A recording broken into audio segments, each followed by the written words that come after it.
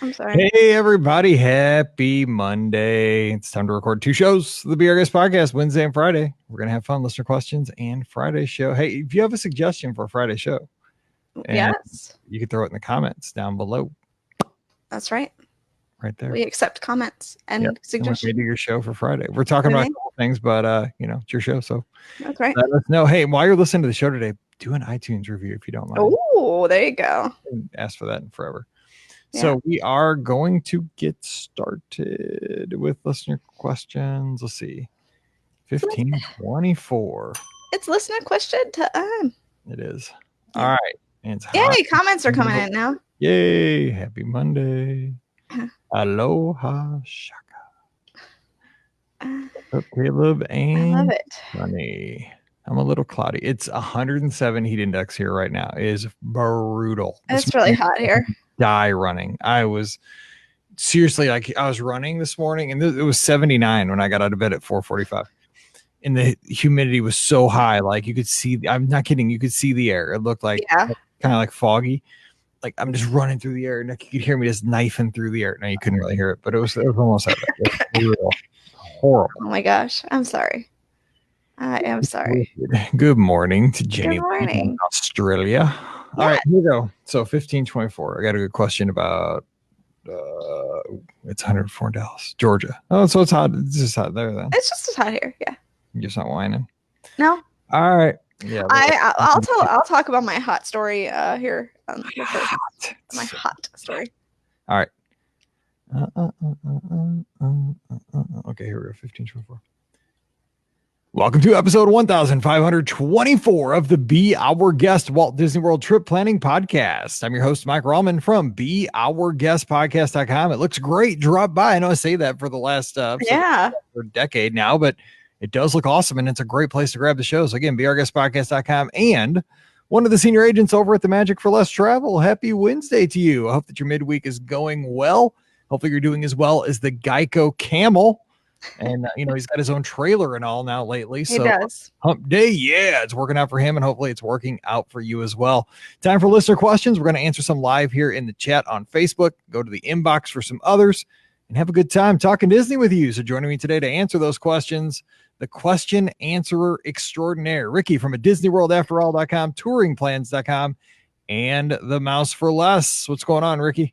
Well, I just, I want to say, we're talking about how hot it is. And I have to say, on Sunday, I did one of the hottest things ever. I actually helped out with Coasting for Kids, which is a Give Kids the World fundraiser.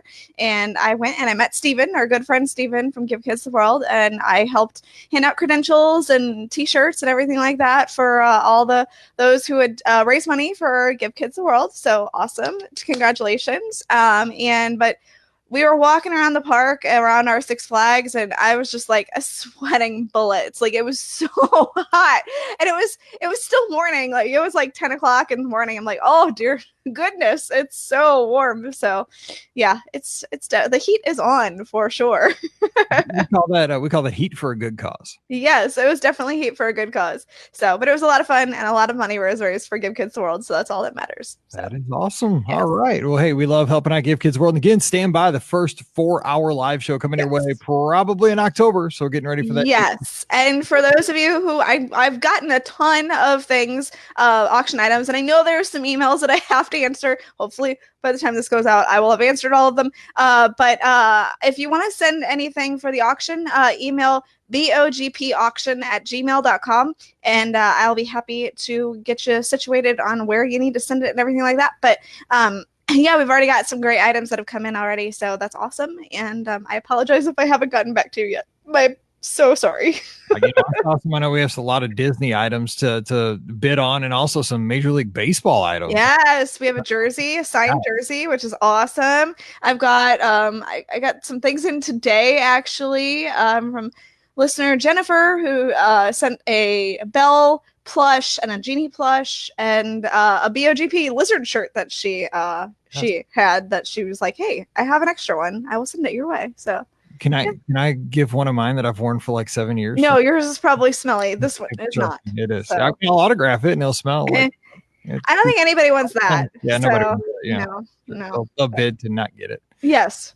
All right, here we go. First question of the day comes from Stephanie. She's up in Boise, Idaho, where I've always wanted to go because A, it looks beautiful on TV, and they have the blue carpet at their football stadium up Oh. the Broncos. So I got to get up there.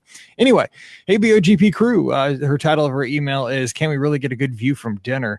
I'm hoping that your experience and wisdom can help decide where to make my Epcot dining reservation. We'll be visiting Walt Disney World early next year, and I'd love to catch the cool new kite flying event evening show at Epcot. We've heard that both Rose and Crown and Hacienda de San Angel can provide good views of the evening show, but have never done this.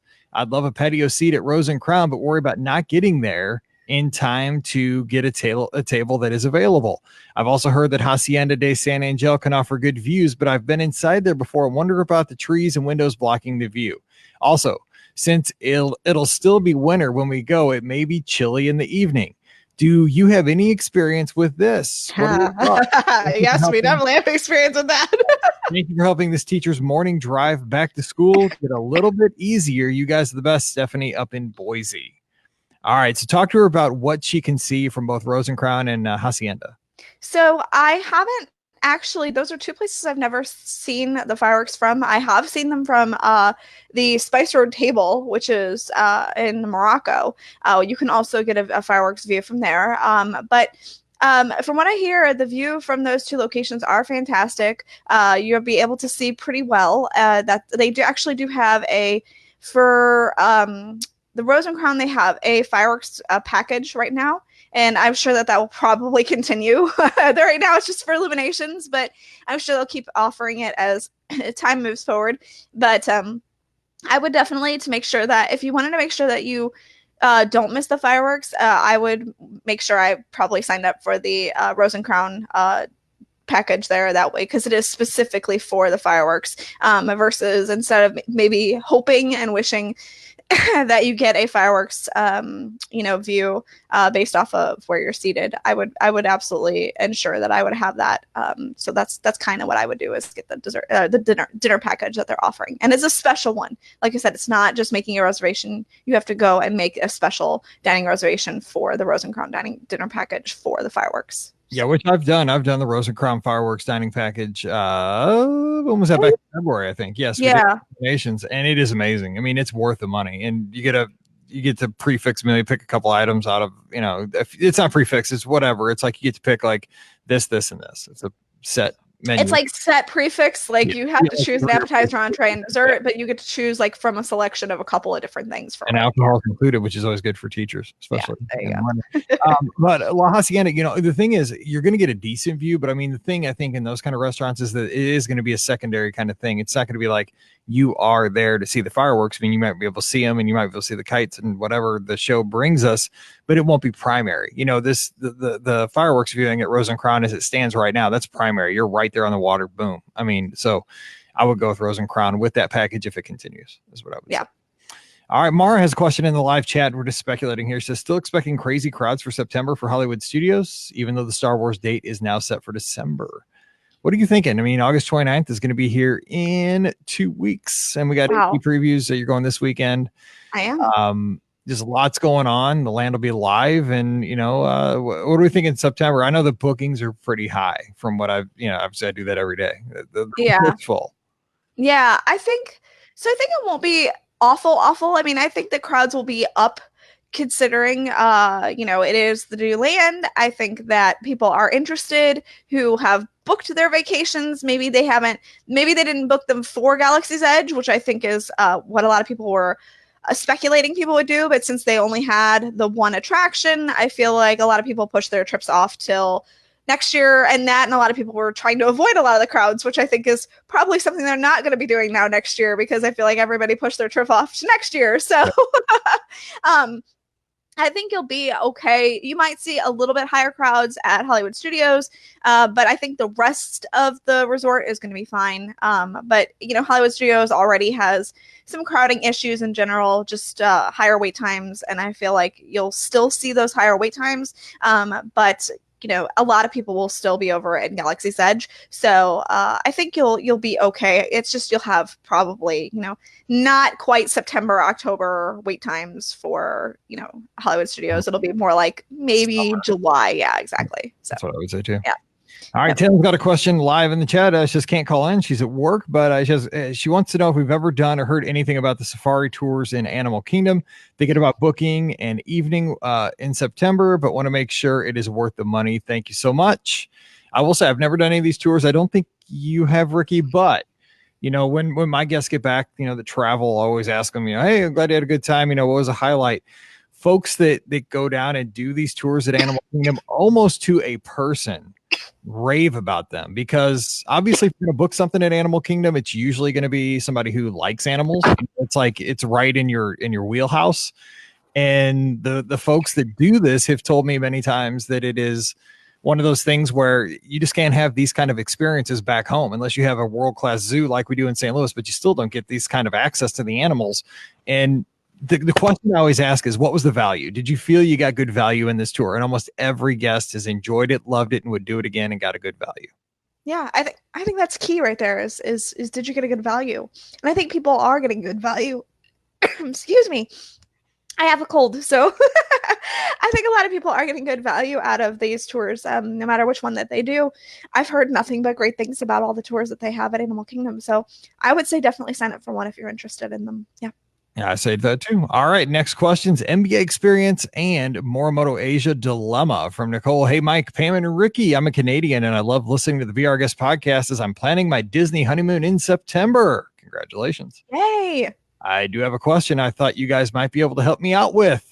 My fiance is a big NBA fan, so of course I'll be visiting the NBA experience in Disney Springs, which opened as the day we recorded the show. So it's been open for 2 days now. On the same day, we have dinner reservations for Morimoto Asia. As you can imagine, the appropriate attire for these two activities is quite different. Yes. We've heard, I didn't think about that. Yeah. We've heard there are no lockers in Disney Springs, so we're unsure what to do with our extra clothes and sneakers. We don't want to be lugging around a backpack all night, but we are staying at the Hard Rock and Universal during this portion of our stay. It doesn't seem close enough to warrant a trip back to the hotel in between. Do you have any advice? Thanks, Nicole. As I'm picturing this, I can picture somebody rolling into Morimoto Asia with like the basketball tank top, like an Orlando Magic jersey or something. No, I didn't think about that because it is kind of an active experience over the NBA experience, yet Morimoto Asia is like a formal dining. I mean, it's not Victoria and Albert's, but it is upscale. What would you do? Yeah, you would want to dress up. I mean, you're not going to go back over to Hard Rock and change. There's no way. I don't even know even if I was staying on Disney property, if I would go back and change. I would personally, I would probably bring a backpack. I know you said you didn't want to, but that's probably going to be your best option. And I would assume, obviously, that they would have bathrooms to change in and out of clothing at the NBA experience. I don't know if they have like locker rooms, which would make the most sense. Like if you have to change. Because there's so many, there's going to be a lot of people in that kind of a situation. I wonder if they had to have thought about that. No, they didn't. I can guarantee you they didn't think about that because we didn't think about it until the question got asked. I can guarantee you they didn't think about that. Because a lot of people are you're going to combine, because people probably did nice dinners with Disney Quest, but Disney Quest, you weren't shooting shooting hoops. Right. Well, you were riding along in bumper cars. Yeah. No, I assume you're probably going to have to change while you're there. And I know that's a pain, but that's going to be the best course of action because, you're not going to be able to wear the same clothes you wear at NBA experience too. Gotta wear your Scottie Pippen jersey, your Bulls. Yeah, no. Yeah. All right. They'll probably wear Raptors. They're from Canada. All right, Robin's got the next question here in the live chat. Hey guys, I had Disney for Christmas and my 40th birthday, and it'll be my first time there during Christmas. I have two boys that'll be 13 and 9. What are your best tips and suggestions to tackle the parks and resorts during this busy season? What are some holiday highlights that are must-dos? All right, I'm going to jump off on this one first, give you a chance. Now, Rikki is fighting a serious cold. No, it's okay. I'm all right. I'm surviving. Make sure she can make it, okay? So I'm just going to throw a few things out there. A, you have to get there at rope drop during the busy times. This is just me speaking. Yes. You get so much done, even though half the earth is at Walt Disney World, maybe that week between Christmas and New Year's. It's crazy. If you get there early, you still get a ton done. It doesn't seem crowded until about 10 o'clock. And then Yeah. at 10 o'clock, you're ahead of the people. That's where you throw your fast passes 10, 11, 12. If you want to do them during the day, so you can roll them the rest of the day, good idea. Or you could have them where you're going to have dinner at night at a different park if you're hopping. Also, resorts, take a break midday. You can go back to a resort and check out the decorations. Don't miss Fort Wilderness to see the campsites. They're awesome. Also Halloween too. So those are my tips. Rikki, what else do you have? Now, you say get up early, but she mentioned she had teenagers, and You that's know gonna what? be Suck it up, Buttercup. I know, and it's gonna be super hard to convince them to get up early. But unfortunately, if you want to avoid a lot of the crowds, yeah, you're going to have them get up early, which I know stinks. But I've done the parks on Christmas Day. I have not focused on the attractions on those days. I have focused on more getting the entertainment experiences. So I've done the fireworks. I definitely suggest making sure you check out Jingle Bell Jingle Bam. And I love all of the stuff at Disney's Hollywood Studios that they have for all the Christmas entertainment. Around Epcot, you have all the World Showcase, storytellers, and they have all the food booths that have different things that different holiday traditions that people have around the world. If you can maybe get a candlelight processional dinner package, I would absolutely do a dinner package for that day if you're going to be there any of those days for Christmas. And I say do more of the entertainment type offerings instead of focusing on the attractions for those busy days. Because if you focus like Mike said, make your fast passes. Make sure you do that at the 60-day mark. If you're on site, and for those off site, 30s. But if you're on site, make sure you do it at the 60-day mark. Get the ones that are important to you at times that will work with your schedule, and then anything else you do is kind of gravy to me at that point, because you are there during one of the busiest times of the year, actually the busiest times of the year, and it's going to be insane. So just enjoy a lot of the entertainment. That's what has worked for me, and it's always been enjoyable. Like I said, I've done Christmas Day at the parks multiple times, and it's not been so bad. I mean, it's crazy busy, but the thing is that's been some of my best ever trips. Like you have the opportunity to do things you just don't get to do the rest of the year. And like, Yeah. I'm a Christmas nut. Like I love putting the Christmas tree up and the lights, and I start playing the music early. Like I can't get away from, I love Christmas.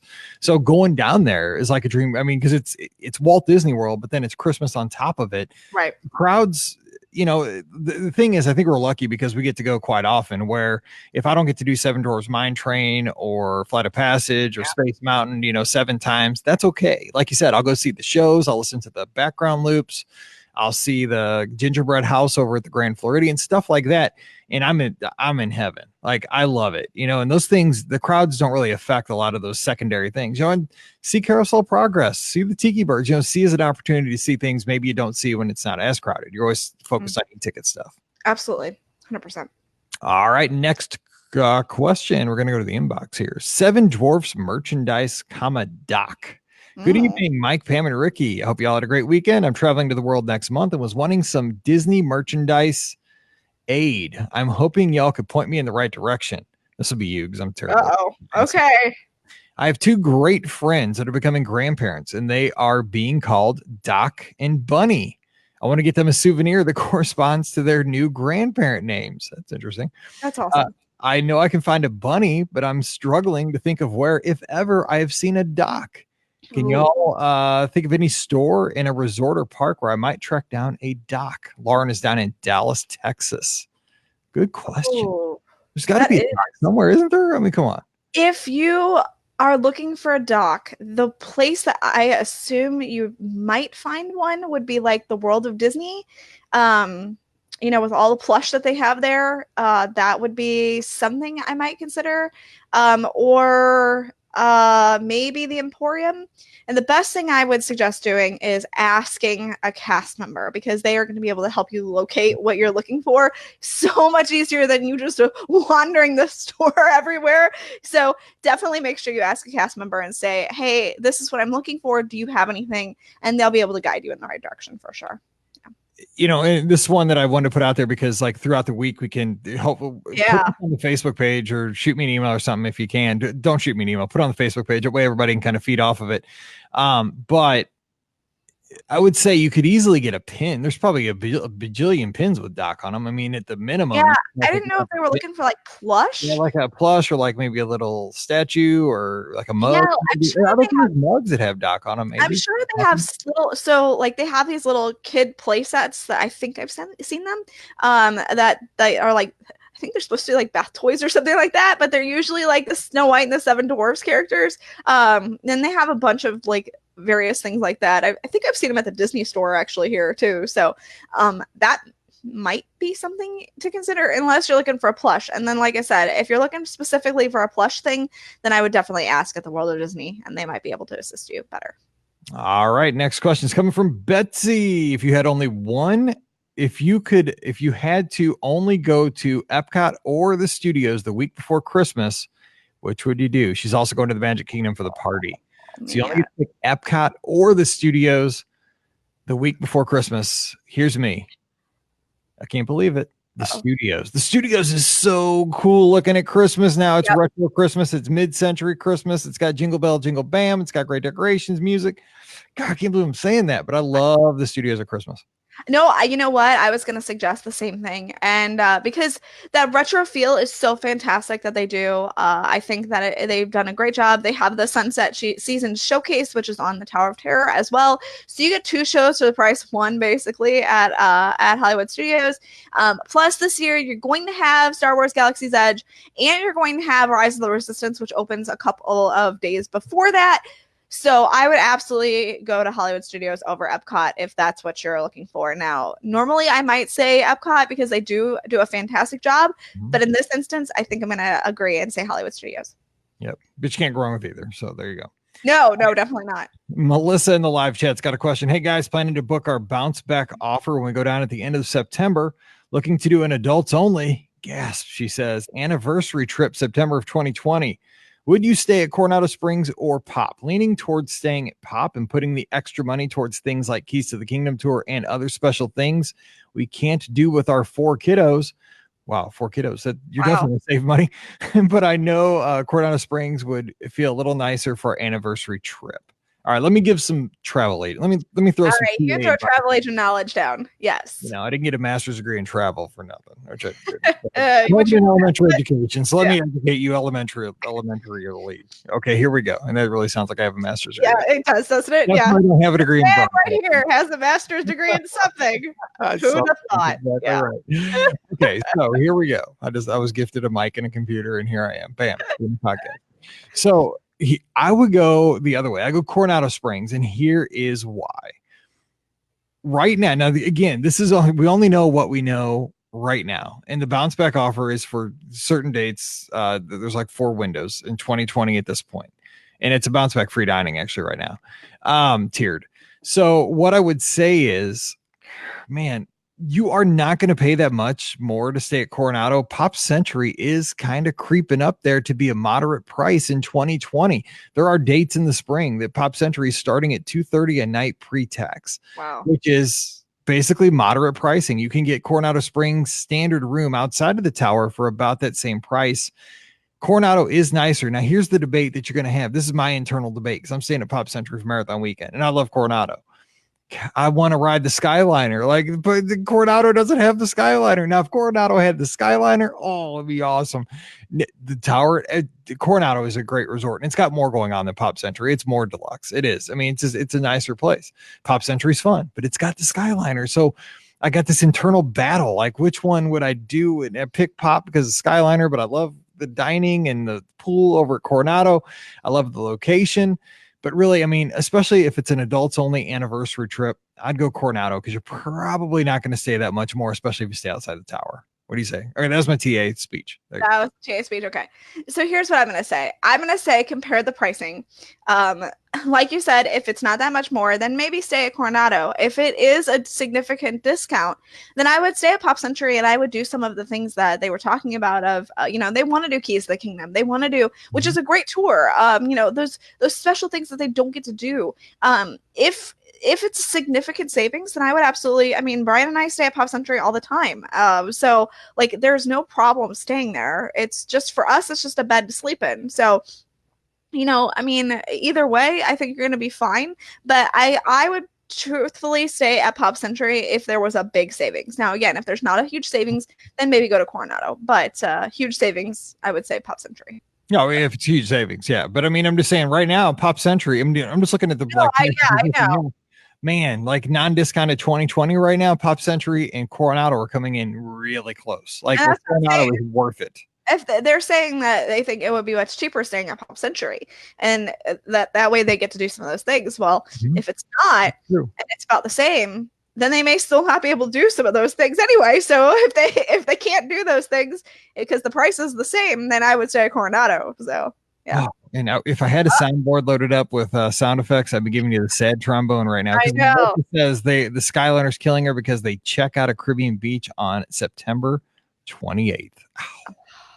Maybe a soft opening. Maybe. Who knows? Let's pray.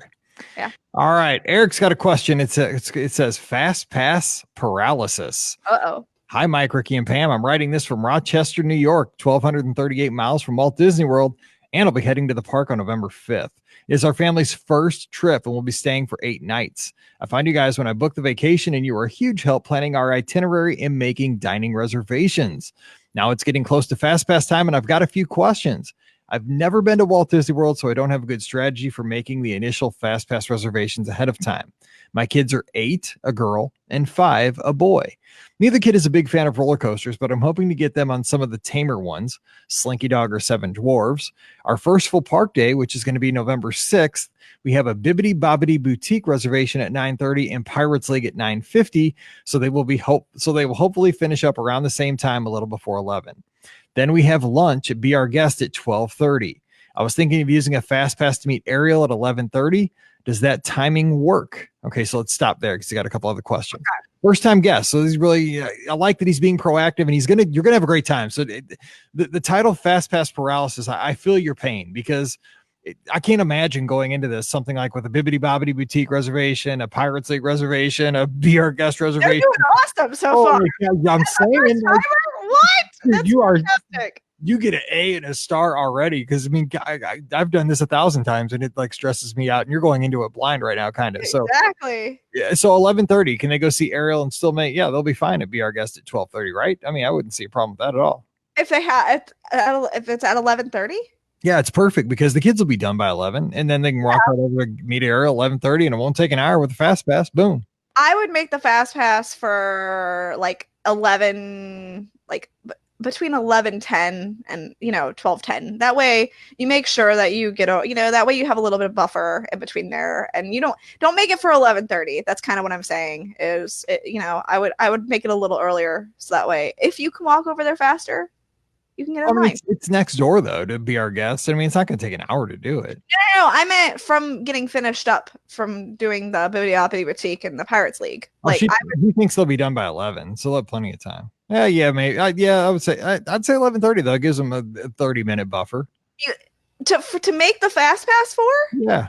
They have the Bibbidi Bobbidi Boutique stuff starts at 9 o'clock, like 9:30 and 9:50. They're going to be done by 11.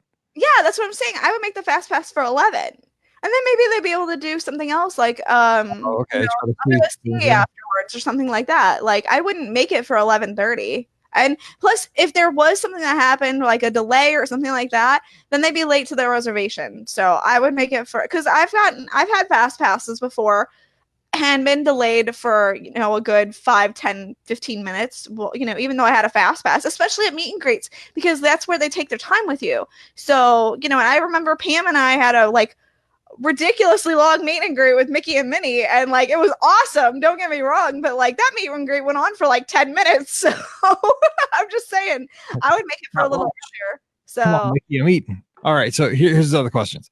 Also, this is a surprise for our kids. They don't have any other rides that are must-dos, and we'll figure it out while we're there. So what should we use our other fast passes on? We're doing one park day at Magic Kingdom, Epcot, Magic Kingdom, Animal Kingdom, Hollywood Studios, and then open day. Does this make sense to use a fast pass for Animal Kingdom or Hollywood Studios if they are at the end of the trip, or should I make them for the early days so that I can start using the rolling fast passes? Okay, so first of all, you're going to get 3 a day, and so in each park. So just, my best advice, I used to save them till the end to the park. Like if I was park hopping, I'd use them for the second half of the day. But I've become a fan of using them mid-morning, going early, ride a bunch of stuff. When the crowds get there, boom, boom, boom, use those three at like 10, 11, 12. Get out of there if you're going to leave and relax, and then use rolling fast passes in the evening. You're not going to get highlight. You're not going to get tier one attractions or e-ticket attractions in the evenings on the rolling ones. But I mean, it's your first time. You get to do all kinds of stuff. You can do some secondary stuff.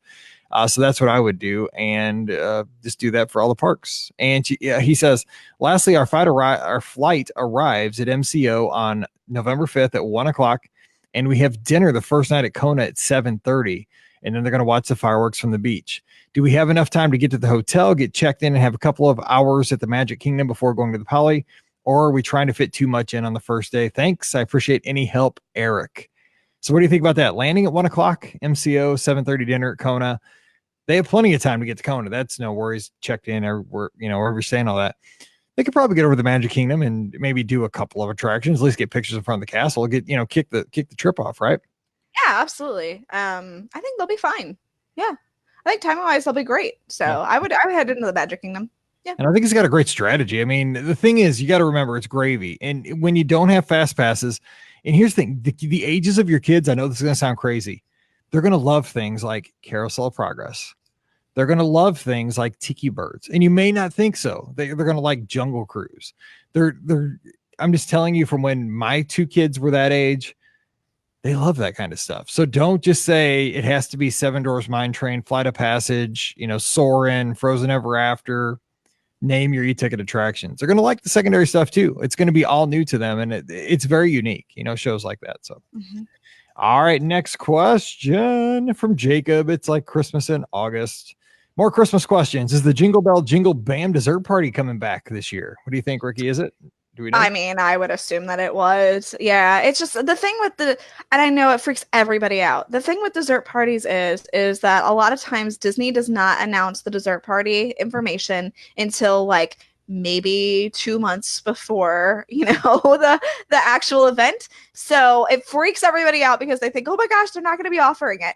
But more than likely they are. They just are a little delayed in offering those kind of things. It's the same thing with the early morning magic and the Disney after hours events. They just don't load those things in until about 2 months or so before your trip, which, like I said, is unfortunate. But especially since they have us trained at 180 days, and it's a dining event, right? So it should be out for they should all be offering this, but no, they don't. Sorry, it's just kind of how it works. So. And Crystal does have the comment that we both missed from the previous question, and she says, I don't think you're going to get your kids out of the Magic Kingdom for your Kona reservation. That's a valid point. Yeah. Good luck. I want to go to dinner. I don't want to go over there and just sit down and eat, but you're going to see the fireworks on the beach. So you just got to bribe them. That's how I've lived my life.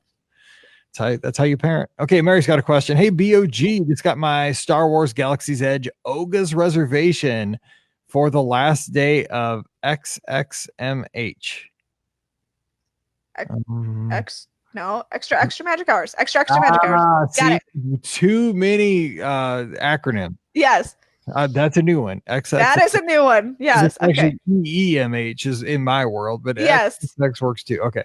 Got it. This is all new universe we're going. Yes. Literally, it's a Star Wars universe. No, I'm just joking. That's not part of the Star Wars universe. Never mind. Anyway, bad joke. They weren't hard to get at all. I got multiple days for Ogas and for Savi and Droids too. Makes me wonder how crazy it's really going to be. Wondering what you're hearing. Sounds like it was harder to get into the AP previews. All right. So Mary, let me give you some feedback. I've had 3 guests email me saying they had excess reservations, either to make a lightsaber or to make a droid or to get into Ogas, like asking if anybody needs them. So I think they opened up a lot of these to keep people happy. I think that they're not expecting 100% of the people to show up either. So I think they've kind of, like the airlines, overbooked. That's my guess. I think so. And I know a lot of people had trouble, especially like the first day that it opened, with people saying, oh, there's not enough reservations. And so then that created mass panic because everybody's like, oh my gosh, it's going to be sold out. I'm going to have to get my reservation. But I think as time goes on, and people start figuring out what they're doing actually for their vacation, they may have been like you and booked multiple days for multiple options like that. Once they figure out their days, though, they're going to start dropping those options, and then they're going to become available, much like any regular dining reservation or any other reservation like that. So I think we're going to see them open up here if they haven't already. And I think that it's just one of those things where it was harder to get into the AP preview, possibly. I mean, we'll know more on the 29th, but the AP preview, I mean, there were only a certain select amount of people who were able to get into it, and you only had a certain number of days that you could get into it as well. So when you only have like 4 or 5 days that you can get into a preview, then yeah, it's going to be a lot harder to get into. But you've got a few months worth of reservations that opened up for Olga's Cantina, the lightsaber building, and the droid building. It's going to be a lot easier to get a reservation for something like that than a 4-day, 5-day time window. So I think that's why you saw more mass panic with the, people not being able to get reservations for the annual pass preview, is because it was literally like 5 days. So here's the thing I'm thinking about those two. Okay. So especially like the droid and the lightsaber. Okay. Like you get caught up in the hype at home, say a couple months before you go down, like, oh man, I got it. I'm going to get to make a lightsaber and I'm going to get to make a droid. But I mean, these are like pricey items. Like, like I would make the reservation, no problem, be excited about it for months. But I'm kind of a person that sometimes gets a little buyer's remorse. I'm sure that I would get that before I go down there saying, can I really afford to spend $200 on a lightsaber? Or not, but do I really want to spend $200 on a lightsaber? Same going like in early December, right. I mean, I know all the hype with Res Resistance be happening, but I mean, you got to buy gifts for your family and you got a lot going on at the end of the year. I think a lot of people are going to, get caught up in it, get the reservation, but I don't know how many people are going to, put their money where their mouth is when it's time to walk in the door. I don't know. That's true. I agreed. And I've always said that the lightsaber thing being $200 is super expensive. And how many lightsabers are people going to need? Like, you don't need any. I mean, seriously. Well, yeah, exactly. Exactly. Exactly. But once you have one, are you going to need 2 or 3 or whatever? I mean, I don't really see that need being as big, nor do I see the same thing with the droids. I mean, once you have, maybe you have 2, once you have an R2 unit or, whatever, at a BB unit. I mean, okay, now you got 2. So, I mean, they're not making more right now. So unless they throw out a third droid option, which I don't think there are any other droid options, right? Or unless I don't know. I don't know. Because there'll be a new movie in December. Yeah, I mean, they probably have another droid in that. But I'm just saying, once you have your 2 droids, if you're really looking at maximizing all your Star Wars stuff and your one lightsaber, that, I don't really see you getting, I don't see the repeatability of buying a new one, but I don't know. Maybe that's just me. So. I mean, it just depends. It's like anything. The fans that are huge fans will buy a lot, and the fans, I guess, pass. And some people just get it for the novelty. Yeah. I will say I've been getting this email a lot too, and I was telling one of my guests, we were cracking up via email about this, that I never thought when I was 10, and I never thought when I became a travel agent 9 years ago that I'd be answering this email as often as I do. Yes, you can take a lightsaber on the airplane. You can. Yes, you can check it. You can carry it on. Either way. So I bet TSA never thought they'd have to answer that question. Yeah. It's so funny. I mean, like, yes, you can carry on the lightsaber. Yep. To say it out loud, it sounds nuts. Anyway, all right. One question of the day is coming from Daryl. Hey, Mike, BOGP crew. My wife and I are heading to the world this September. It'll be our first time staying in the Disney bubble. You're gonna love it. We're super excited to try out the new rooms at Pop Century, but have only recently realized there's no on-site gym. That's right. Oh. Do you have any ideas on good running routes around Pop Century, or other ideas on how to get some exercise in before we eat our way through food and wine and Mickey's Not So Scary Halloween Party? P.S. I can't swim, so pools are out of the equation. Thanks, Daryl and Connie. They're up in Toronto, Canada. Speaking of the Raptors, there they are. You know what? I'll tell you what. I do the same thing, man. I eat like a pig when I'm down at Walt Disney World. And I try to justify it by running a bajillion miles every morning so that I can like eat without sweating it too much. And Pop Century is one of the best places to run. It's got Hourglass Lake. You can run around there. It's a very nice wide path. You'll see lots of other runners out there. It's right outside your door at Pop Century. You get to run over to Art of Animation or, around Hourglass Lake. You'll be able to watch, it sounds like they'll be there before the gondolas, but I bet you they'll be testing. And so you'll be able to maybe see the gondolas going back and forth. That'll be kind of interesting to watch. And the lap is not huge. It's probably about a half a mile around. So you just got to do a lot of loops, but it's pretty, and it's a good place to run. So, but I mean, really, there's no on-site gym at the Values, so that's probably your best bet. I don't know what else you could do, Rikki. Anything besides swimming, and he doesn't swim, so Yeah, no, that's about the only thing you can do is run. So it's a good place to enjoy. run, though. It's a great place to run, though. I've stayed there just to run. I do like it. All right, well, that's going to do it for today's show. Thank you so much for the great questions. Join us on Mondays around 5:45 Eastern. We get Hey, you got it right this time, I Mike. did. Yeah. Good job. And we love having the live chat here. You guys are awesome. We appreciate you so much and all the comments and questions. Of course, you can email the questions to Mike at brguestpodcast.com. We'll get those on the air as well. Don't forget today's show brought to you by our friends over at virtualmickey.com. We have great iPhone apps over there to turn your Apple device into a Disney device right now, including theme park news, Disney edition. Rikki, what are we reading instead of the cereal box this week? Well, we are reading about all kinds of desserts. Let me tell you right now. So, first things first, Disney Springs is adding a couple of new churro carts called Sunshine Churros. They're going to be on the marketplace and the west side. You're going to get flavors like watermelon, salted caramel, strawberry cheesecake, fruity cereal, and cookies and cream.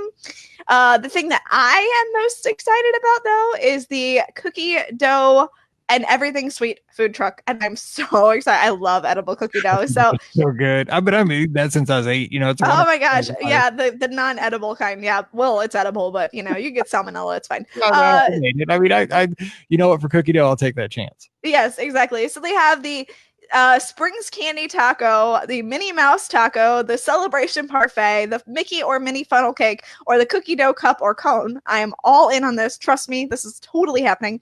And then the last one, and this is the one Mike's probably the most excited about. Ample Hills is coming to Disney Springs. The only thing I would be better is if Ample Hills came to Mid Rivers Mall to try. I mean, but yeah, other than that, yeah, no. You can't have everything, Mike. So Ample Hills is coming to the west side of Disney Springs, and they're going to offer all their delicious goodness. So make sure you get that gooey butter cake. It's so yummy. So anyway, that's what you're reading about. Lots and lots of desserts. So yay, I'm so excited. Because you know what? I feel like that's something that's kind of missing at Disney Springs is the dessert option. Like you had Ghirardelli and you had like the confectionaries and stuff like that. But like there was no like place to stop and get dessert. Yeah. You got Amorette's, but yeah, Amorette's is that's like a cake. I mean, they're really fancy desserts, and I sometimes I don't need a really fancy dessert. I just want some cookie dough that I can eat out of a cone. So that's true. I mean, people that Ample Hill is gonna be just crazy crowded. I mean, nuts. Yeah, well, I mean, it's so hard to get to at the boardwalk. So yeah.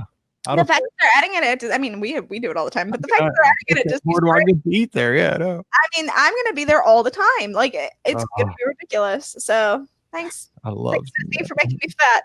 Yay! The other place by the new house called Silky's, not bad, not bad. Anyway, there's a few places here, but I still don't love them as much as I love Miss Doozle's back home. So my grandma worked there when it was Virgins. Anyway, that's Theme Park News Disney Edition. Free iOS app. Grab it today. virtualmickey.com. Use our Amazon affiliate link. It's at beourguestpodcast.com/Amazon. Please do use that often. It does help support the show, even if you're just buying toilet paper or paper towels or what have you. Those little things do add up. So bookmark it on your devices. beourguestpodcast.com/Amazon. And a huge thank you to everybody who continues to use that link. Give us a follow on the social. We're on Instagram and Twitter at BeOurGuestPod and at BeOurGuestMike. And of course, we got a great Facebook page at facebook.com/BeOurGuestPodcast. We're going to put a call out this week for iTunes reviews and any device that you or any app that you use to listen to the show. I know that there's reviews on Stitcher as well. If you don't mind, we've been doing this for over 11 years. Sometimes these reviews and ratings do expire. So if you don't mind and you listen to the shows and you enjoy them, put a few words on Apple or, iTunes or over on Stitcher and give us a rating and a review. We'd sure appreciate that because it does help us keep us up there in the rankings. So thank you to everybody who's done that. And thank you to everybody who's going to do that this week. All right, we're going to get out of here. We'll be back again on Friday with some fun Disney talk. I can't wait for that one as well. So until then, you all have a great Wednesday. For Rikki and Pam, I'm Mike. Wishing you an awesome Wednesday. Time to head back to work, and we'll see you real soon. All right, breaking news. Robert J. Moore, my buddy, has got a free meal at Epcot tonight for you if you are in the area. Did you see it, Rikki? Read it while I'm saving this real quick. It's on the screen. Let me save this before I lose it. No, we just lost Rikki. At least we didn't lose the show. Let's see. EPISOD 1524 edited. Ricky's coming back in. All right. So what it says, Mike and Rikki help us. We have a reservation for 4 Rose and Crown for Illuminations. There you are. For Illuminations tonight. It's prepaid that our friends backed out of. Anyone want to meet us at Rose and Crown now for a free dinner with us? God, you're killing me. Rikki, are you there? I am. What? No. Jay has a free meal for 2 tonight for the Illuminations thing at Rose and Crown. It's free meal. Oh, I wish I could go. Dang. Oh, dude. George just got on a plane, but he's on the other side of the planet. That kind of stinks. You're really like pixely. Am I? Are you still on the Ethernet? Yeah, I'm connected. I dropped out. That was weird. It like. I'm glad it was at the end of the show, though. Yeah. That's good. Jay, am I back? That's not good. You're still pixely. You're there. Well, you want me to stop the camera and come back in? You're just blurry. Yeah, just come back in and we'll start.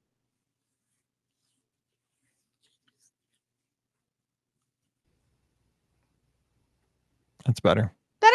Yep. All right. Okay, so what are we doing for Friday? Oh, God. I forgot I needed to think. Let's just do this. So just kind of a catch-all show where like things that we really enjoy right now, things we're into right now. I like that. Yeah. But also like we can throw any topic on the table just out there and we can talk about it. So like things we miss, things we like, things we'd like to see, just kind of a random show. All right. Well, we'll kind of title it the things we're into right now. I like it. What are you doing? Are you printing? I'm not Rikki. Ricky's over here. That's Mallory. I know. That's what I meant. That's not Rikki. We're doing a second show. Love you. Is your mom home yet? What? Is your? Give me my kid. No, of course. I blocked the stairs off with that thing. That's what Riley. Okay, just keep her in your room because you did good for one show. I got to do a second show. Or okay, as long as she doesn't come down here and bark, I'm fine. Thank you. Okay, here. You don't want the dog? Huh? You don't want the dog down there? No, I don't want the dog down here. Yes, George. Rock on. Yeah. But I must not be getting the regular. I must not be getting the questions. That's okay. You can't see them on the screen. I just popped it up just now. No, that's all right. Okay. So things we're into right now. Okay, here we go. Welcome to episode 1525 of the Be Our Guest Walt Disney World Trip Planning Podcast. I'm your host, Mike Rallman from BeOurGuestPodcast.com and one of the senior agents over at the Magic for Less Travel. Happy Friday to you. And again, welcome to the new school year for a lot of our teachers that are out there. I know we have tons of teachers in the audience. And of course, we have a lot of kids that listen. So good luck on your school year. I know that maybe you went back this past week or maybe you're headed back here in the next week or two, but just want to wish everybody a great 2019-2020 school year. Can't believe it. It'll end in June. My goodness. That's nuts. That is. All right. I'm just glad I'm not going back to school for like my third time. I haven't had to go back to school like in the last 30, 40 years. It's crazy. So anyway, I'm enjoying my life as well outside of good. Yes. So we are going to have fun today and talk about some of the things we're into at Walt Disney World and the Disney destinations right about now, and just kind of throw out some fun topics. It's a Friday. Pam took the day off. We're just gonna, when the boss is away, the kids will play. So we're just gonna have fun talking Disney. That's what it's all about. So joining me today, we have Rikki from DisneyWorldAfterAll.com, touringplans.com, and the Mouse for Less. Happy Friday, Rikki.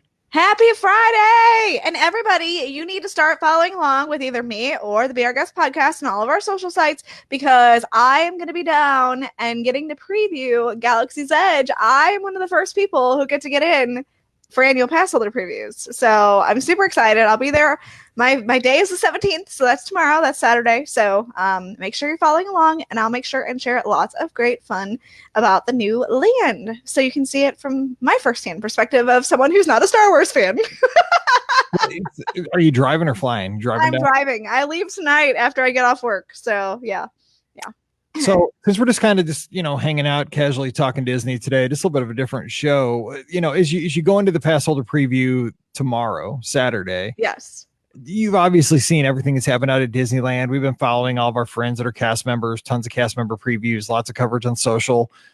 So there's not really any surprises, but what are you looking forward to? Like, what is something you want to check off your list when you head down? So I've really been trying to avoid as much as I can, which I know sounds so stupid, but like, given my position, but Mhm. like It's I've hard. been I've been trying to avoid as much as I can about like really seeing too much about the land and too even with Disneyland, I've avoided a lot of it because like I knew that I was going to get to see the land and I knew I was going to go well first I thought I was going to go for Labor Day weekend, but then I got the pass holder preview, so I was like I will go then. So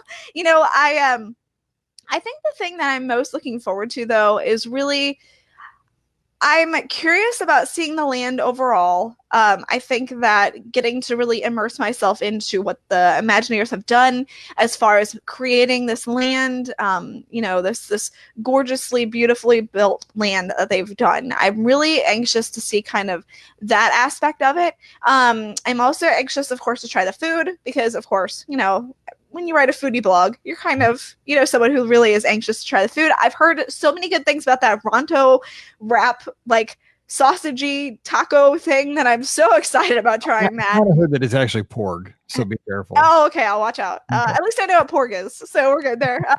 Not pork. But yeah, so I'm looking forward to trying a lot of the foods. I don't have a reservation for Oga's because I don't drink, and I felt like that was kind of silly for me to take a reservation from somebody who actually really wanted to be there. So I didn't make a reservation for that. I do potentially have the ability to go in to see a lightsaber be built, thanks to one of our fantastic listeners. So hopefully we can work that out. That's supposedly something that I'm going to be able to do. And so I'm really excited and anxious to see kind of how that process goes because like I said before, like I was never going to build a lightsaber. So like the fact that somebody was generous enough to like allow me to be their plus one was super nice of them. Yeah, so I'm excited about that too. Some things that don't really excite me about the land are really the Disney Play app aspect of it.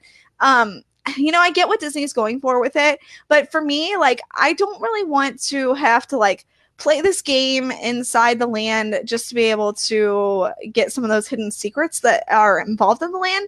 Now, for those people who are like all in on playing these games, like more power to you. Like I don't do Sorcerers of the Magic Kingdom either, and I don't do I don't do like things like the Wilderness Explorers. Those things just don't interest me. And this is something that's kind of like that to me. Like, those like I've done the Agent P World Showcase thing once, and I don't even think I finished it. Like that's but that's me. So I don't really see like. I don't know if I see that taking off as much as Disney hoped it would, because I think a lot of people are kind of like me, and they're like, well, do we really want to play the game? There's not really much of a game with it, so I don't know. But that's one thing that doesn't excite me about the land. But the rest of it is kind of cool. I So will say on that aspect, I think Disney does those things well, those secondary things like Sorcerers of the Magic Kingdom, and even like I said, the app and things like that. Because if you don't want to do it, and I'm kind of the same way, I don't play those games. That pirate game and yeah, Adventureland, like I don't do them. yeah, I should say I've done them enough just to be familiar with them. with I've what done it a is. Yeah, round or two yeah, just to same, kind of same. but the thing is, the way Disney presents that is that for those people that are really into that stuff, it's very accessible and there's multiple layers to it. It's not Yeah. like a one and done thing. They do a good job where you can go back and do it time and time again and get collector's things sometimes. But the thing is, like, I don't think it gets in the way of folks like us that don't want to do it. I think that, and that's a hard line to walk. I think Disney did a really good job with that, and it could have been tough. No, absolutely. I think that they've done a really good job, 100%. But I feel like obviously they want that to be kind of like the wand experience and the Wizarding World of Harry Potter, and it's just not going to be. The wand experience is something that's so special and so unique, and it really isn't. You really can't replicate that idea. So, I like the fact that they have this game for people to play if they choose to. But I don't think that it's something that's necessary and in your enjoyment of the land. But then again, I also do wonder how, like, if by playing the game, if that's going to be how they tie, I mean, everything in, they did say that you would get like Yeah, credit. exactly, that you would get credits and they would interact with you differently, and I don't know if that's the only way that you would be able to do that. If that is, and that's kind of a bummer, because like as someone, again, someone who doesn't really want to play that game, but still would enjoy like being in the land like that, yeah, that's kind of a bummer to me. I wish there was maybe a different way that they could go about it, but I get it. It's not. That's kind of cool though. I mean, if you do take the time to Yeah, invest to get like a certain level, some kind of like absolutely. Jedi level, that you've done that for, forever, and you've accumulated all these points. I mean, you get some kind of special recognition. I think that's kind of cool. But yeah, I don't want it to like be like that it's taking away from me because Correct. I don't play it. I just want to have a base level that everybody has a great experience, and then if you're some crazy Jedi on the data pad, boom. Exactly. That's exactly how I feel about it. Yeah. Yeah. Cool. Yeah. So. Okay, so and Eric's saying he's been there, and he says that doesn't want to give away any spoilers or anything, but he says that it is that is best done in line for the Falcon. He thinks like if you're going to do it in line for the Falcon, so that's good. Interesting. Very good. Very good. So, and it'll be interesting to see, like you said, the characters and how they interact. We do have we're so used to how characters interact at Walt Disney World. In Disneyland, they get to be a little more free because, people are kind of used to the characters, and Walt Disney World, they get mobbed immediately. So it is going to be interesting to see how they handle that fact of are the characters going to get mobbed? Are people going to want to just constantly take selfies with them, or, whatever, and how that interaction works throughout the land too, because we do see Rey and Chewbacca walking around at Disneyland, and I'll be curious to see how that happens at Walt Disney World once we start getting the full amount of people in there, the full park guest experience going forward. So, and one more thing on this, and then I want to talk about stuff outside of yeah. But since it is, I'm into a lot of other things besides Galaxy's Edge right now. I'm excited for that. I'm a huge Star Wars fan, have been since '77. But I want to talk about some of the stuff today. The one thing I will say though about the character interactions, especially when it opened at Disneyland, that's really all we have to go for, right. Officially right now, is that I don't know. This is one of those things. This is a great show to kind of bring this up. Is when I saw the stuff on social media, especially like Instagram stories and Twitter videos, like the interactions with Rey and Chewbacca in the First Order with like little kids. Yeah, it's almost like they thought about how to make a video really go viral, with like the interactions. I don't know if it just happened, and that we're in that society now that, this could have happened 10 years ago. We just didn't have the videos. Everybody wasn't armed with a phone, videotaping every interaction between a character and a guest. But you saw the little kids who sometimes were very scared of a First Order, stormtrooper, and they'd run away, but they were curious. So they would come back, and there was like an interaction for like a minute where they warmed up to them, or Rey meeting somebody and just walking hand in hand through the land with a little girl dressed like Rey. I mean, those things are priceless. I mean, that's that viral marketing that Disney can't pay for, and that's worth $1 million, and it's awesome. But I wonder, like, this is how I think. Like, did Disney think about how to make those moments happen, or did they just happen organically? What do you think? A little of both, maybe. Yeah, I think it's a little bit of both. The cast member playing the role, if they're really savvy, they're like, "Hey, man, I'm going to get a little play on this." Right. Yeah, I absolutely think it's a little bit of both. Of course, I'm sure Disney thought about the fact that, hey, if we do this, if we offer these characters in this sort of way, it will definitely be a more of a option to go viral. But then there's also still that there's still an organic piece to it, because I mean, look at all those videos that have gone viral, like with Gaston. You remember those videos back in the day? I mean, that wasn't something that Disney was looking for, and actually, I think in the future, once all those videos happened, I think that they kind of made Gaston like bring it back in a little bit, because like then people started being like, "Well, do this, how are you going to one up it?" So I think there's a really fine line that they have to walk. The same thing happened with that whole viral thing of the, Andy's coming, and everybody would constantly, yeah, exactly. Thank goodness that seems to have died down. Although I don't know, if it's still like a thing, and I'm not going around yelling that, so I'm not entirely sure if that happens all the time anymore or what. My brother was named Andy, and we kept yelling. We just, because we were moving and he was helping us. It's like, is Andy coming? Yeah. So, but I mean, I don't know if people then start to expect those kind of situations to happen, and then Disney's going to be like, yeah, we have to bring this in a little bit more, because we, people are going to start, doing things to try to have these magical moments happen, and they really just have to happen organically. So yeah, I don't know. I don't know what's going to happen with that. It'll be interesting to watch for And sure. that's a good point. This is kind of what I think it is. Like those characters have a little bit more freedom in their Yeah. movements, and they're able to move around and kind of improvise a little bit more than say, you know, when you meet Elsa and she's in Princess Yes. Mayfield Hall. You know, she's Yes. right there, picture, boom. You know, they That's it. and hey, how are you? You know, and that's it.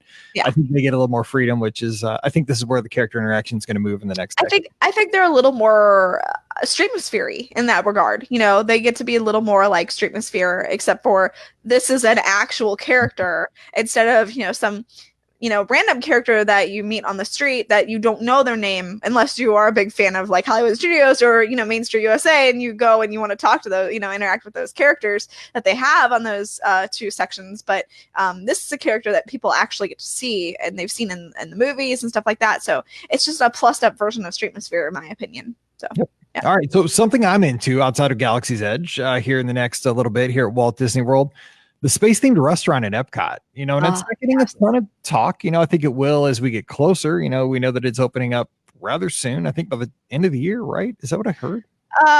Yes. September. Yes, the end of the year. I don't know if they have a date, but I've definitely heard the end of the year. Yeah. So let's talk about this for a second. Again, it's speculation on the most part, but of course it is over by the mission space, you know, that side, the test track side of Epcot and Future World. And it's one of those things that, you know, as I think about the experience, of course, I'm a space nut, worked at space camp, have looked at the stars almost every night of my entire life. I dream about it.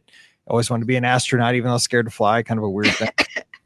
But, you know, I see this restaurant as, I see a lot of parallels between Walt Disney World and Cruise Line. And when you look at a restaurant like Animator's Palette, excuse me, on the Disney ships, the new ships, where it's very immersive. You don't have windows, but it's like crushes in your window. Like like you're almost eating in his aquarium or his sea, and he interacts with you through video screens and so forth. And it's well done with physical props throughout the building. But you also have video screens that present Crush and the other characters, and they interact with you. And I think that maybe that is what is going to come to the space restaurant, because again, it's going to look like you're in space, which you can do with video screens, and you can have different levels of interaction. It's also kind of like the skyline bar on the ships, where it just, you know, you could see different skylines throughout the night. I think this is going to be a big hit. I just don't know, like, what's the food going to be like, and how formal is it going to be, and how expensive is it going to be? Like, is it going to be like super signature? Is it going to be, say, like a Crystal Palace that's not signature but expensive, or like an Ohana? I mean, I'm just wondering what the demand's going to be and what the experience is going to be. What do you think? So it's run by the Patina Group, who run a large number of restaurants across the Walt Disney World Resort, and most of those restaurants are very casual. So I suspect that this will be, for the most part, another kind of casual dining experience. You know, I don't think it'll be super fancy. I don't think it'll be, you know, where you have to dress up to dine there or anything like that. I have my flight suits from Space Camp. Yes, yes. Like 6 of them. I'm ready. You'll be perfectly in theme there. Yes. But, you know, I think that it's just going to be another one of those casual type restaurants that they have, you know, across all of Walt Disney World, with, you know, interesting food options, of course, because it's space themed. So it's definitely going to be things that I don't think we're used to in the usual way. But, you know, I think that overall, sorry, I think that overall it's going to be a great restaurant to go get to experience. So I'm really excited about it too. I think it's going to be awesome. And I think that the whole ability of seeing space, you know, I use that in quotes, but space from this restaurant, I do think it's going to be a lot like Disney Cruise Line. And I think it's going to be kind of what they're trying to do with the whole Star Wars, you know, hotel, is this is going to be a starting point for what they end up doing with that. So yeah, I'm excited about it too. I think it's going to be a really great restaurant when they actually.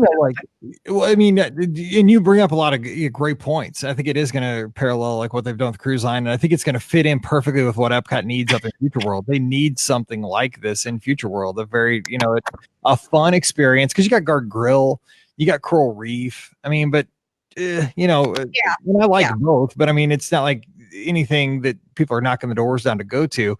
But I wonder, like, is it a sleeper when it becomes available? Is this going to be the next Be Our Guest? I mean, it could be for like maybe the first 6 months. I don't know. I think it'll depend on how the food is, to be perfectly honest. And I know Eric is asking, will it be the food be secondary to the experience, kind of like Rainforest and Dinosaur, or the T-Rex, I guess I should say. And knowing the restaurant group that's owning it, I don't think so. I think that the food will actually be really good. T-Rex and Rainforest are owned by the same person, and their food's, somewhat mediocre. I think that they're really going to try to make the food exceptional here, just like the other restaurants that they have at Disney Springs and Epcot and everywhere in between. So, yeah. So one other thing, we're going to throw this in because we're at Epcot and we're talking food, that again, flying under the radar is the Regal Beagle back. No, just kidding. The Regal Eagle, I should say, Jack Tripper notwithstanding. No. We're going to have, No, you do have the brunette and the blonde. I mean, with me and Pam, and you do kind of have that Jack Tripper mentality, I guess. That's true. We could really pull it off pretty easily. We could. I mean, I think that should be our podcast. Could. I mean, our Halloween costume for I mean, if any podcast was set up to pull off the Regal Beagle, we just need like Larry and we need the Ropers. And I mean, we just need like a total 70s vibe going there. I'm all about that. I love it. Yeah. So anyway, though, I think that like we suffered, and I mean, I say suffered in air quotes, but with Liberty Tree Inn, no, not air quotes. We suffered. We didn't suffer, but we just like, it was just we like didn't even eat there. Like that's how much we suffered. Yes, it was a void, and it was huge. It was like, you know what? But I'll say my daughters ate there many, many times because they love chicken nuggets, and that's all they eat. So that bailed them out of many a day. But I just think like, wow, if they really do this well with a barbecue place in the American Adventure, right in the dead heart of Epcot, the World Showcase and the smells that get associated with good barbecue that'll just waft around Epcot. But here's because we all know what Flame Tree smells like. It draws you in. It's like a cartoon. But the thing is, here's my dilemma. Oh man. I know. I mean, it's a good dilemma, but like when I'm at Epcot, like it's almost like we talked on Wednesday that the guest had, Fastpass Paralysis. I'm going to have like dining paralysis because you only get to eat X amount of meals. And it's like, oh, do I have barbecue or do I get to go have good Japanese food? Do I get to go have my Mexican? Do I go to, well, I'm not going to China, but I mean, am I going to go over to the UK or, what have you, Chefs de France? I mean, you have so many good options. I guess it's always good to have another choice, but man, when I smell barbecue, I'm just going to right back to the Regal Beagle. I am so excited. You're going to get so many people that call it. I know. It's going to be awful. But I think that it's going to be a fantastic choice. I'm so excited about this.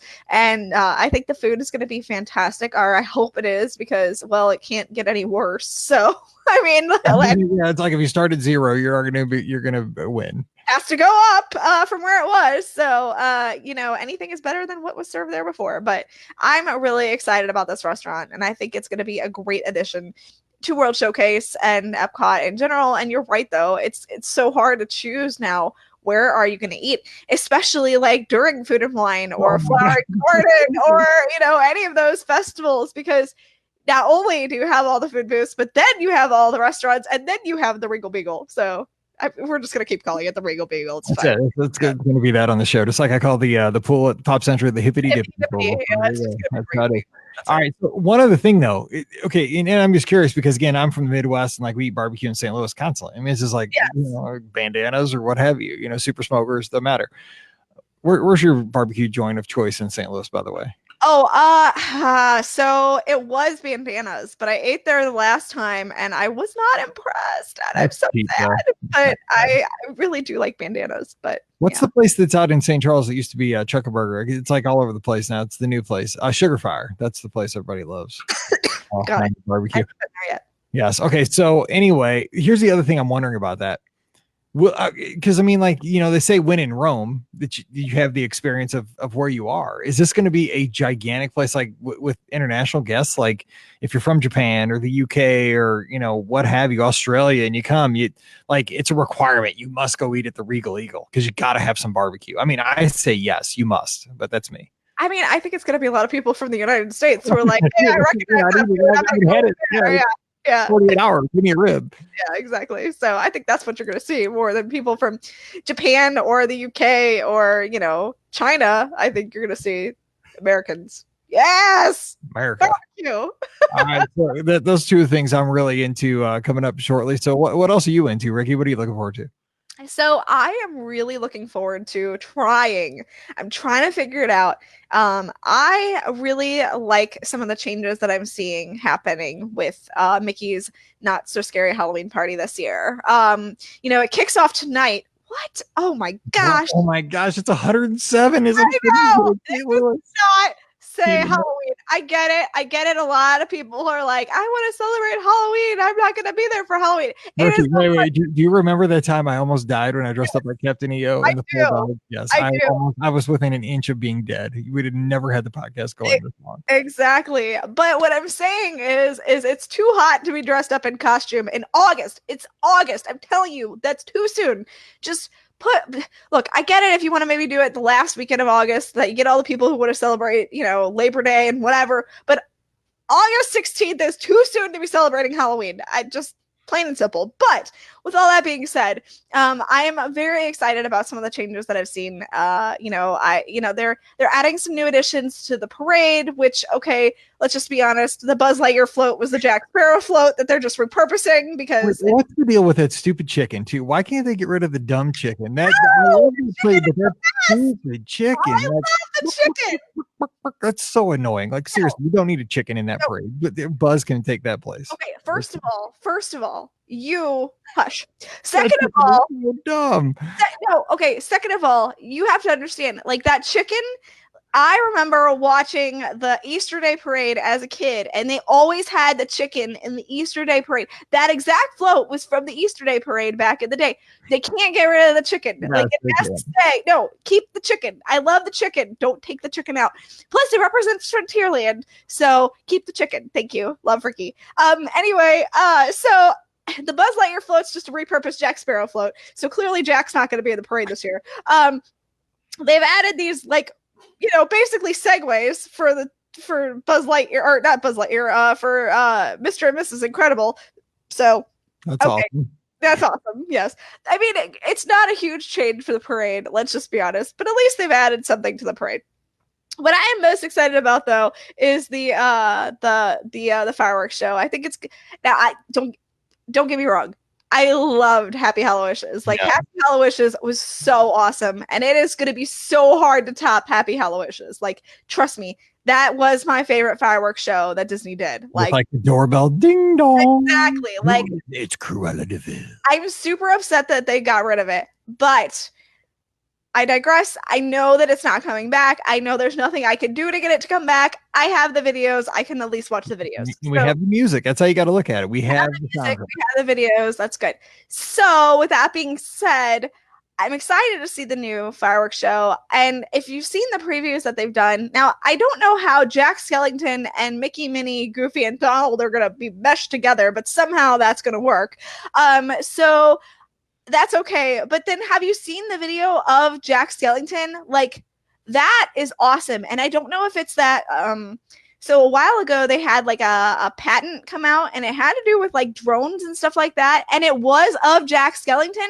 So I don't know if it's like that or if it's something completely different, or because I know it's not a puppet and I know it's not production. So something tells it might be the drones or something along those lines. But that Jack Skellington is like for real awesome. So I can't wait to see that in person. It's going to be so cool. And I've got to figure out how to get there.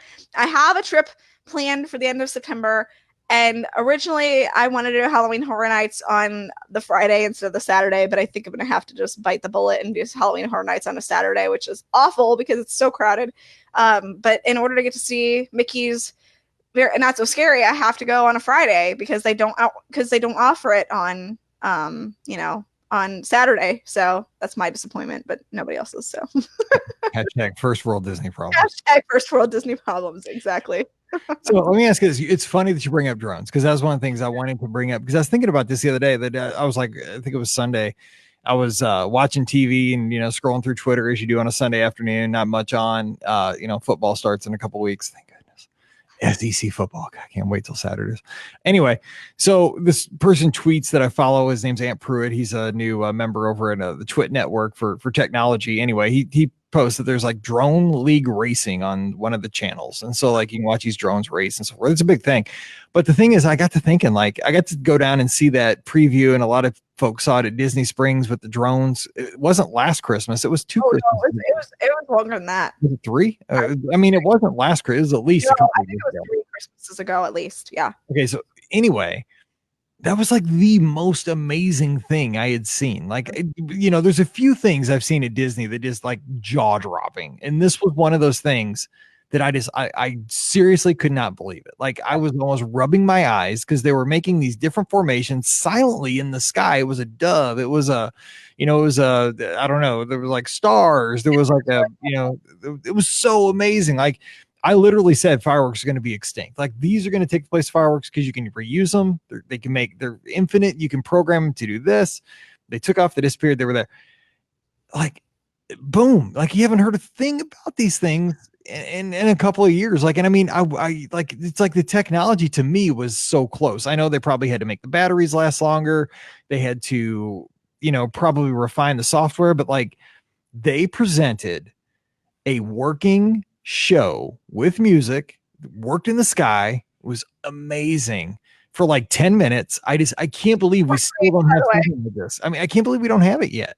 I think it's about legal, to be perfectly honest. I mean, they were drones and they were, they have to figure out a way to get them to fly over, they can't get them to fly over crowds, because if one accidentally drops and falls on a guest, I mean, that's a big problem. So, that's why they were supposed to have drones in the replacement for Illuminations, and they just couldn't figure out how to get it to work. Now, maybe they have, for the future show that they're building, not Epcot Forever, but the next one, I don't know.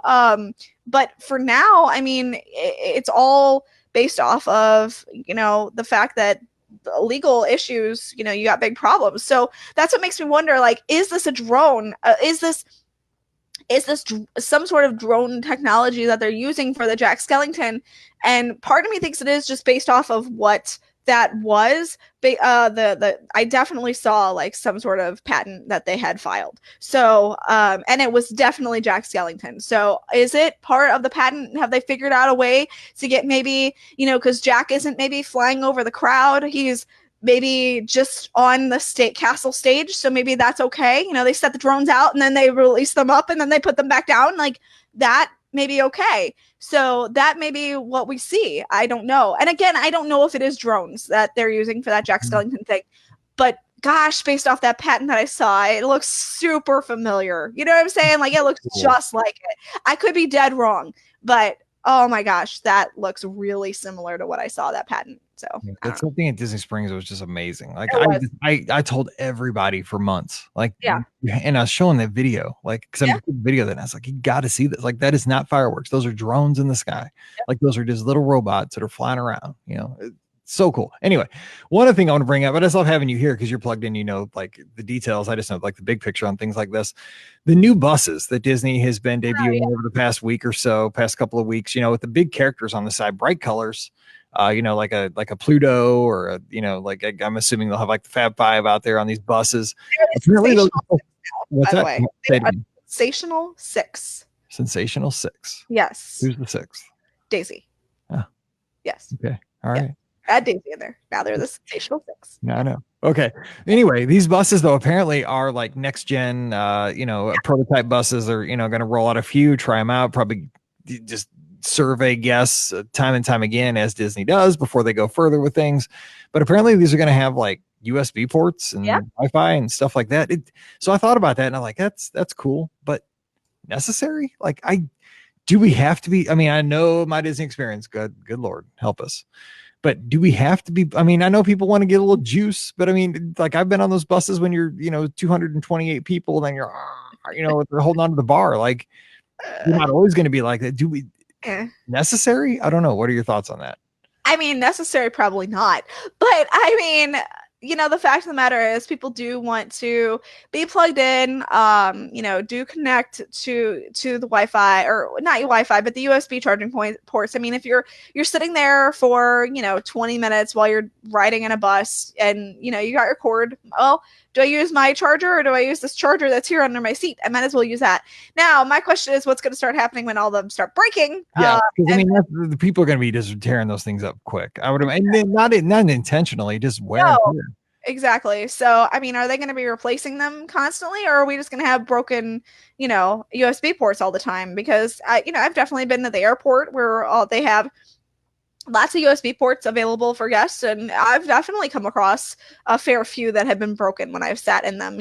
So, I'm just curious to see how that's going to work, of when they're going to fix them, how often they're going to fix them, or are we just going to have broken? Oh, look, it's supposed to work, but it doesn't. Yeah, I mean, that's kind of the worst. Like when you see something that's kind of cool, but it doesn't work, and you don't have the opportunity to use it. That's even worse than not even having it at all. Yeah. I will say, here's what, with that, I'm excited to see that Disney's trying these things. That's what they need to do. They've always been, back to Walt Disney, an innovation company. They try new things.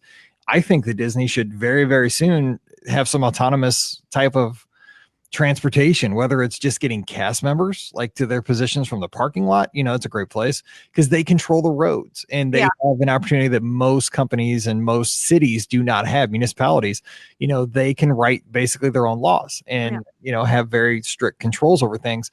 And they could be doing this, who knows? But I mean, I'm glad they're trying these new buses. I don't think it's necessary, like George says. Yeah. How far, if you're using like the USB things like at the airport, they don't put out a ton of juice. Like you're going to get more juice out of your portable battery pack, those. But at least I don't have to use my portable battery pack, or if I forgot it or whatever, at least I have a way to charge. And as far as autonomous cars go, someone who kind of knows a little bit about the automotive industry, I don't know that we're quite there yet.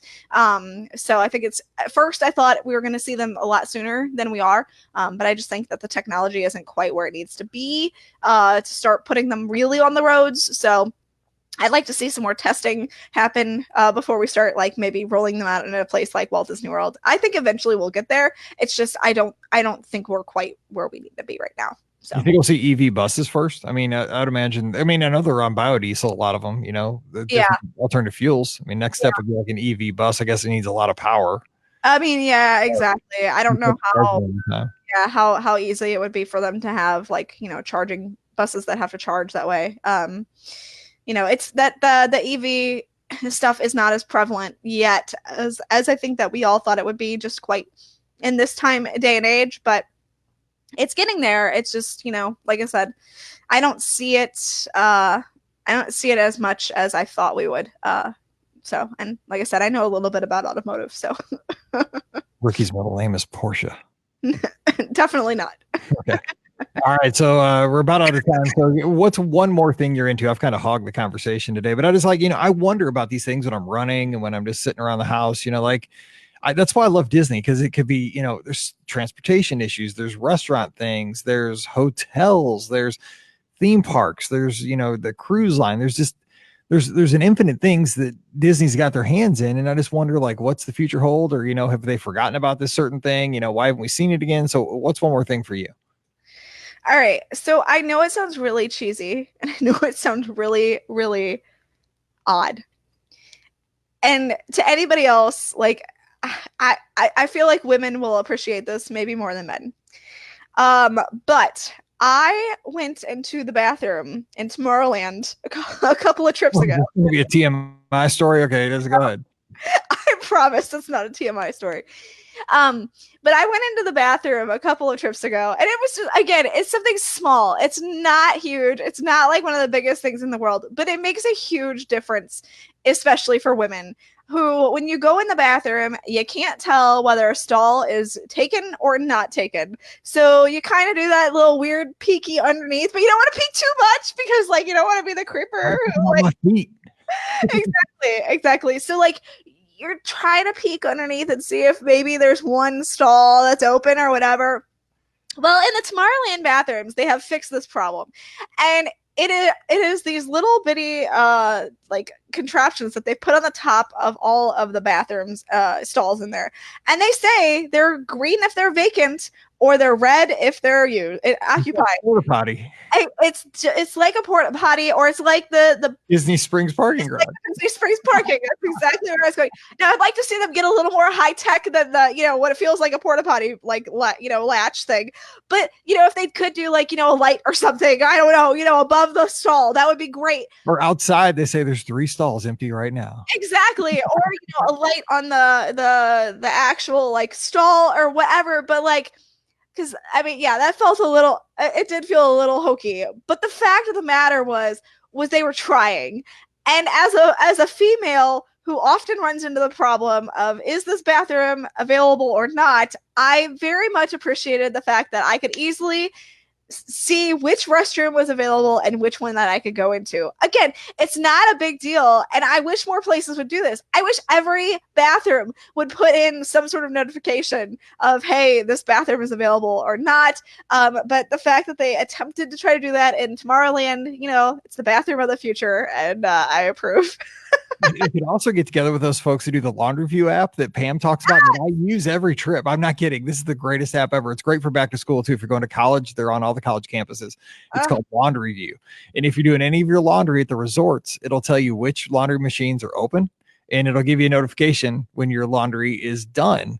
Now, I don't know if I want a notification when you are done in your bathroom. It could tell you that there's this many stalls open in, Fantasyland. That's important information. Yes. So, I mean, but I feel like that would be a big help to people, because, you got moms who are looking to get into the restroom with a kid who really has to go, and, they can't tell whether, the stall is taken, or dad's the same way. Dads could have that problem. I'm not saying moms are the only ones that have that problem, but I'm just saying it would be really nice if more bathrooms had this ability. And I applaud Disney for starting the process, and hopefully they will continue to do it and maybe do it in a way that's maybe not quite as porta potty feeling, maybe a little fancier than it was. But yeah. Red or green. And George has the comment of the day. Sounds like a future live show with Wedway. Is this stall occupied or not? I like it. Yes. All right. Well, that's going to do it for today's show. We hope you enjoyed kind of some more fun, just random Disney topics. Things potty talk. Yay! Potty talk, folks, get ready for the weekend and so forth. But, these kind of things that pop in our heads. We want to hear what you have to say. What are you excited about? What are you into right now at Walt Disney World? We will put this topic on the Facebook page for the weekend. So drop by facebook.com/BeOurGuestPodcast and give us some feedback there. Don't forget, today's show brought to you by our friends at the Magic for Less Travel. So when you're ready to head to a Disney destination, you can really, really help support the Be Our Guest podcast by booking with the Magic for Less. Drop by the website, themagicforless.com. Check out all the great specials going on down at Walt Disney World for the end of 2019. Still time to put a Christmas trip under the tree. And also, you've got all of 2020 moving forward. Lots happening there. It's a great time cruising out to Disneyland, even Adventures by Disney. Check them out, support the show, use a travel agent, and support the podcast. It's magicforless.com, and let them know you heard about them here on the Be Our Guest podcast. And as you're doing that shopping this weekend, use our Amazon affiliate link. It's beourguestpodcast.com/Amazon. Give us a follow on social media. We're on Instagram and Twitter at Be Our Guest Pod and at Be Our Guest Mike. And again, drop by the Facebook page as well. All right, it's time to get out of here and let you get on with your weekend. Thank you so much for your support. Please, if you don't mind, an iTunes review or Stitcher review and rating, we'd appreciate that so very much. So for Rikki and Pam, I'm Mike. Wishing you a great weekend. Whatever you do, stay safe, and we'll see you real soon. I swear I sound a lot worse than I feel. I felt kind of bad this morning, but I took some medicine and I started to feel about 95%. So I was at 85. So I was like, oh, okay, cool. I got 10 more percent. You're a trooper, because that's hard to do. Yeah, no, I feel fine more or less. It's just, it all sounds awful. So, whatever. All right. Thanks for dealing with me, everybody. I appreciate it. I think you did all right. You did fine. Yeah. It's definitely not. Oh, don't tell me Disney flu is rampant, because I'm going back this weekend and I don't need to get Disney flu. Yeah. That spider's waiting for you still under your bed. Oh my God, that spider. I never found the spider. And he's waiting. That sucker was fast too. That thing ran under my bed faster than I've seen anything run in my entire life. I was like, is that thing on I felt like it was sped up. You know what I'm saying? It just took off under my bed. I was like, oh no, we're lighting the room on fire. It's fine. A huge snake at our lake yesterday when I was running. Oh crap. Oh I'm no. glad I saved it because the program just crashed. The Cool Edit just crashed. But I saved the show. I love you, Mike Rollman. Oh man. Yes. I know I saved the show before because I'm opening the ad at the top of the show and it's locked up. Ooh, I'm so glad I saved it. I love you, Mike Rollman. Yes. Thank you. That's good. That was fun. Just kind of all over the place show. It was. I definitely like just sit down and have fun. The BOGP Spiders Yeah. for the new team name. That's like the Instead of the Lizards. Rookie League. Yeah, the Rookie League is the Spiders. Yeah. All right, I'm gonna close out of here. See if I can get this program. All right, y'all. Have a great day. I see you guys. I'll see you all in Galaxy's Edge. Yes. Yeah, bye. All right.